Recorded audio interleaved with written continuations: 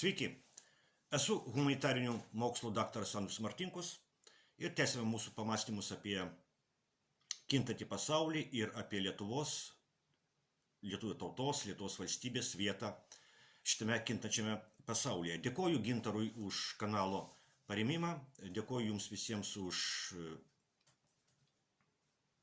komentarus, už patiktukus, už tai, kad žiūrite.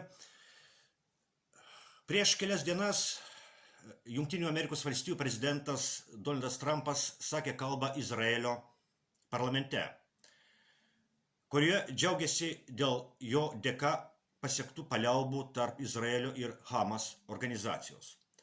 Vis dėlto atsirado du parlamento nariai, kurie Trumpo kalbos metu garsiai protestavo prieš jo politiką, palaikant žiaurius Izraelio karo metodus, kuriuos daug kas tiesiai lygina su genocidu. Aišku, tų parlamento narių protestas iš karto buvo nutrauktas ir apsaugos darbuotojai juos išvedė iš parlamento salės. Bet svarbus pats protesto faktas.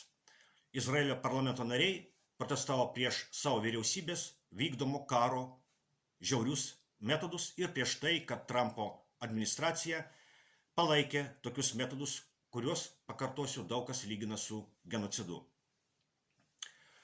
O ar Lietuvos Seime yra bent vienas parlamento narys, kuris viešai pasisako prieš Lietuvos valdžios, prezidento ir vyriausybės vykdomą politiką Ukrainos karo atžvilgiu? Gal ir yra tokių, kurie savo viduje nepritarė Lietuvos režimo vykdomai karingai politikai. Bet viešai nepritarti šiai politikai niekas neišdrįsta. Seimo rinkimai įvyko lygiai prieš metus, spalio 13 ir 27 dieną. Jie vyko 13 dieną pirmas rinkimų turas, 27 dieną antras rinkimų turas. Dar anksčiau, praėjusiais metais įvyko prezidento rinkimai, gegužės 12 dieną pirmas rinkimų turas, gegužės 26 dieną antras rinkimų turas. Visur užtikrintai laimėjo globalistų statytiniai. Visur laimėjo globalistų karo partija. Nors ir prezidento, ir Seimo rinkimuose buvo ir kitas pasirinkimas. Prezidento rinkimuose buvo Eduardas Vaitkus, Seimo rinkimuose buvo Liaudies partija su Eduardo Vaitkaus sąrašu. Buvo ir taikos koalicija, bet prezidentu išliko Nausėda, kuris bučiavo Ukrainos vėliavą ir sakė, kad bučiuoja Ukrainos karių kraują. O Seime, nors ir pasikeitė valdančioji dauguma, Tėvynės sąjunga pakeitė socialdemokratai, bet Lietuvos režimo politika Ukrainos karo atžvilgių visiškai nepasikeitė. Buvęs ministras pirmininkas Paluckas su visais savo ministrais, to nebuvo netgi konservatorių laikais, taigi Paluckas su visais savo ministrais važiavo į Kijevą pas diktatorių Zelenskį ir naujoji ministrė pirmininkė Ruginienė savo pirmąją užsienio kelionę pasirinko ten pat, į Kijevą pas Zelenskį.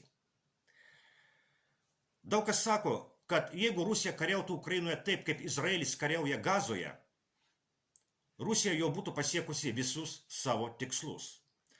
Bet Rusija Ukrainoje nekariauja taip, kaip Izraelis kariauja Gazoje. Kodėl? Kodėl Rusija nekariauja Ukrainoje taip, kaip Izraelis kariauja Gazoje?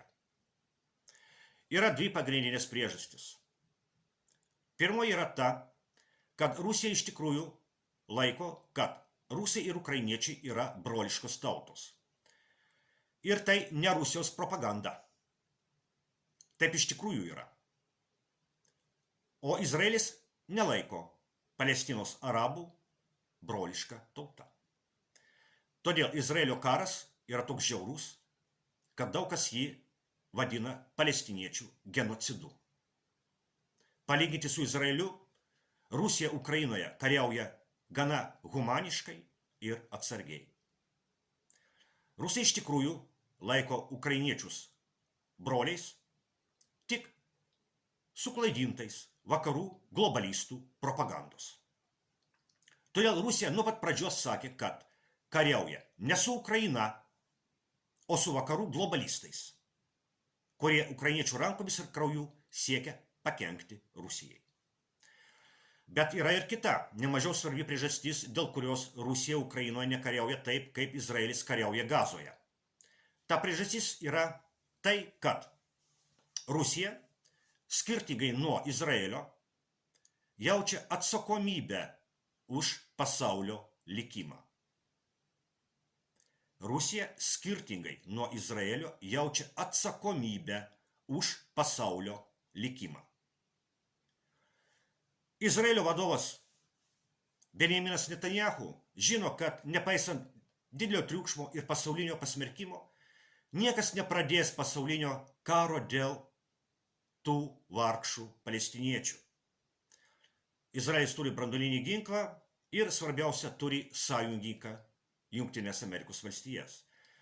Todėl Netanyahu Gazoje daro tai, ką jis nori.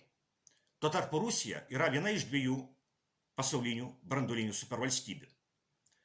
Rusija kariauja Ukrainoje labai atsargiai, nes bijo išprovokuoti globalistus, pradėti tiesioginį NATO ir Rusijos karą. Dabar NATO kariauja su Rusija Ukrainos karių rankomis ir krauju. Kariaudama atsargiai Ukrainoje, Rusija siekia išvengti tiesioginio NATO ir Rusijos susidūrimo, kuris su labai didelė tikimybė peraugtų į branduolinį karą. Tiesioginio NATO ir Rusijos karo grėsmė yra ir yra didelė.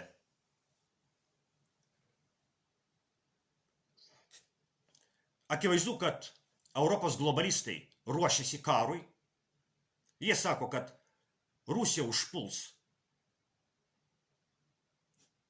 kažkokią NATO šalį iki 2028, iki 2029, iki 2030 metų. Tokia yra propaganda, globalistų propaganda.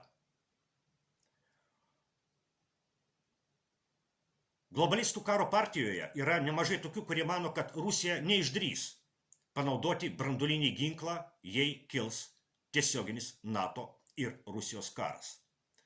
Panašu, kad taip mano ir globalistų statytiniai Lietuvoje, nes jie yra labai karingi. Prisimenamegi tas visas istorijas su Kaliningrado srities blokados norų, kurį darė Gabrielius Landsbergis. Na ir niekas iš esmės nepasikeitė. Ir esant socialdemokratų vyriausybei. Taigi tiesioginis NATO ir Rusijos karas yra Ukrainos režimo ir jo vado diktatoriaus Zelenskio didžiausia svajonė. Nes karas ir tik karas gali išsaugoti diktatoriaus Zelenskio, kuris beje nėra ukrainietis. Karas ir tik karas gali išsaugoti diktatoriaus Zelenskio valdžią. Zelenskis ir jo bendrai labai norėtų, kad NATO šalis tiesiogiai įsitrauktų į karą su Rusija. Yra tokių globalistų statytinių karo norinčių ir Lietuvoje. Ir paklauskime savęs, ką Lietuvos ministrams pirmininkams, Paluckui, Ruginieniai, ką jiems Kijeve aiškina Zelenskis. O gal drąsina padaryti kokią nors provokaciją Rusijos atžvilgiu. Kaip sakoma, kas gali paneigti galimybę, kad